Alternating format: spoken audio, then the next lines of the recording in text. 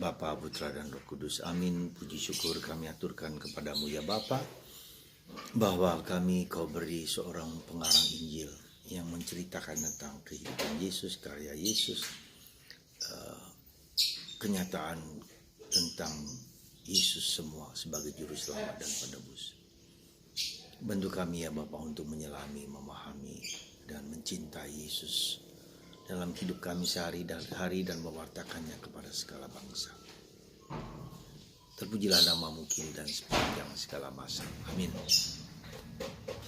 Para saudaraku terkasih, hari ini kita merayakan pesta Santo Matius, seorang rasul, seorang yang dipilih Tuhan dari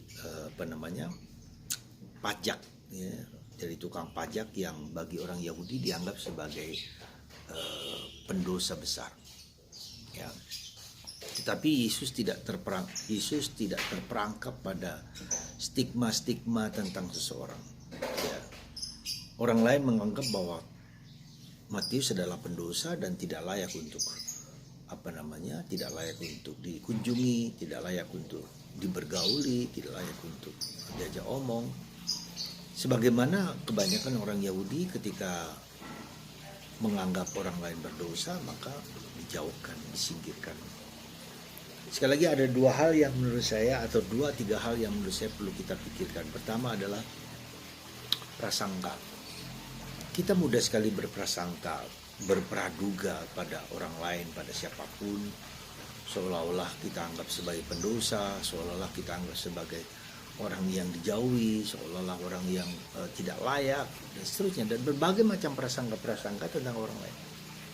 Saya kira, dan dengan prasangka itu kita mengadili dan menghakimi orang lain, dan kita menganggap diri mungkin lebih baik daripada mereka. Lalu kita mulai bergosip, lalu kita mulai berpikiran-pikiran buruk tentang orang lain.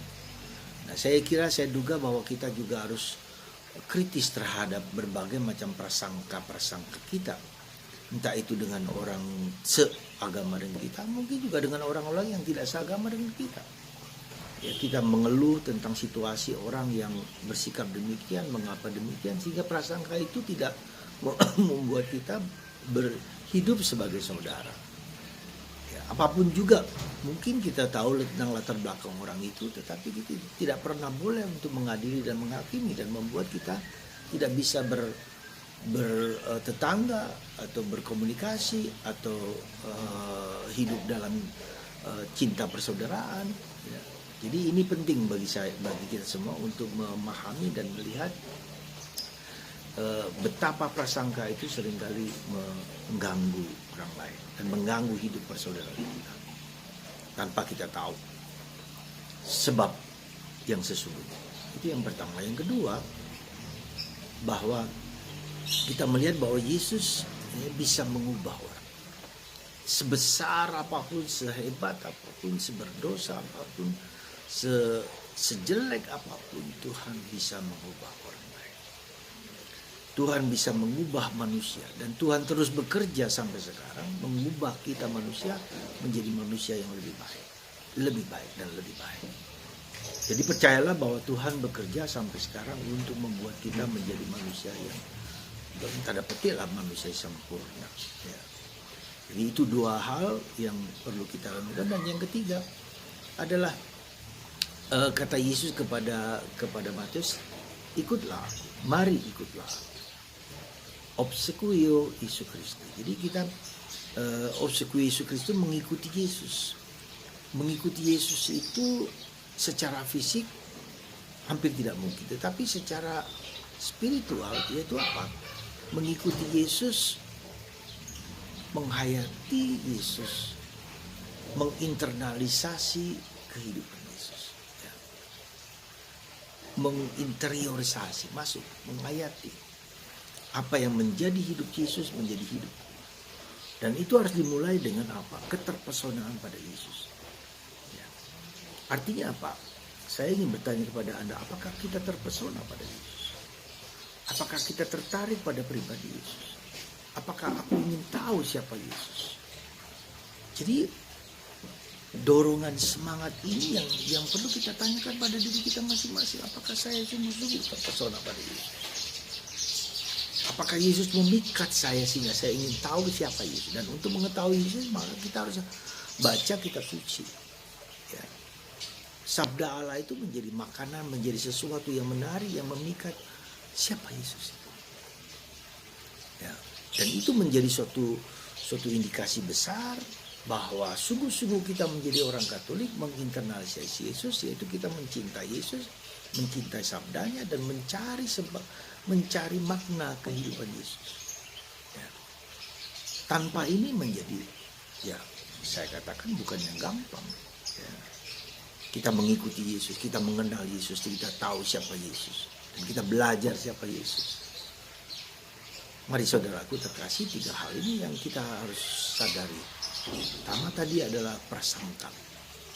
Ya, hati-hati dengan prasangka dan pikiran kita terhadap seseorang. Ya.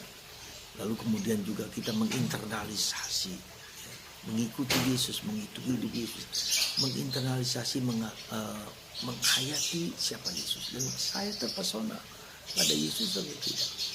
Selama kita tidak terpesona pada Yesus, mungkin tidak ada, ya aja sebagai Katolik KTP, bisa juga menjadi hanya sekedar Katolik nominal.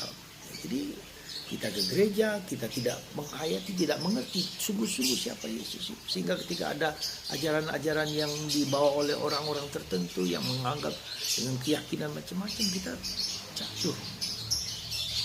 Kita melepaskan iman kita. Sayang sekali. Ya. Jadi sekali lagi, tentu saja pengetahuan itu adalah pengetahuan itu adalah salah satu langkah lebih dalam supaya kita berrelasi. Agama Kristen, agama Katolik, agama relasional. Dengan pribadi Allah, saya bisa berkontak, berkomunikasi, mengerti dan memahami pribadi Allah. Tuhan yang mencintaiku, Tuhan yang menerima aku apa adanya.